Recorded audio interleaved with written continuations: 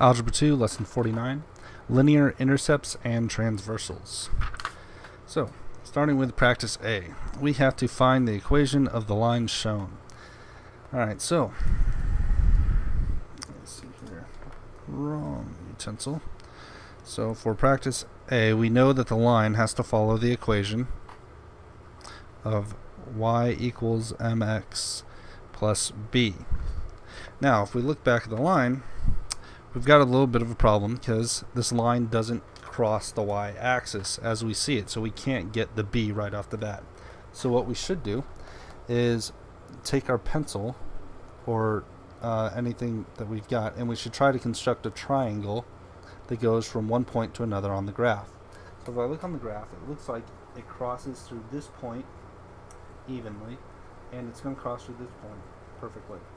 So that triangle is going to give us a run of 2 and a rise of positive 1, 2, 3, 4, 5. So my slope is going to become 5 over 2. So I can go ahead and replace m for 5 over 2.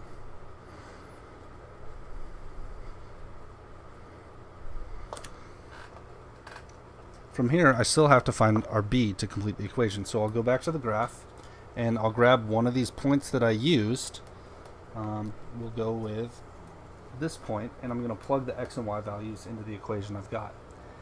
The x value here is positive 4, the y value is negative 1. So I'm going to take 4, negative 1, and I'm going to plug that into this equation. So if I take the point 4, negative 1, and I plug it in here, I get negative 1 equals 5 halves times 4 plus b. When I multiply here, I can cross cancel. 5 times 2 gives me 10, so I get negative 1 equals 10 plus b. Subtract 10 from each side, and I get negative 11 equals b. So now I just take that b and I plug it back into this equation, and our final answer is going to be y equals 5 halves x minus 11. And we found the equation of our line. Now, practice B. We're going to need our calculators for this one because we're going to be using some trigonometric identities. Alright, so we have a transversal cutting through two parallel lines, and they tell us that we need to find the length of n. Well, if you remember parallel lines, these angles are supplementary, and these angles are corresponding angles. So this angle will be equal to this angle. So if I subtract 114 from 180, I find this angle. I then have the hypotenuse and the angle, and I can use a trigonometric identity to find the length of the opposite side.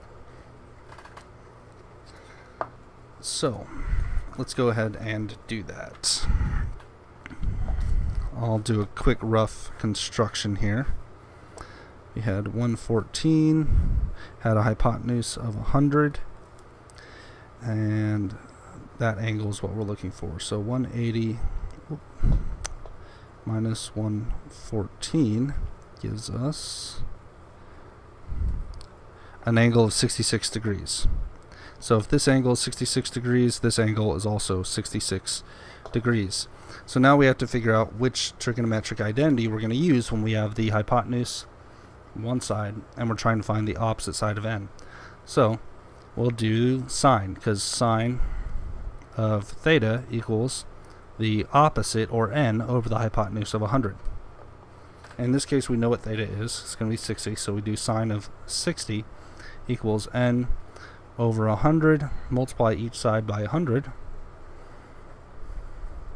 and then we get 100 times the sine of 60 equals n. So then we go to our calculator,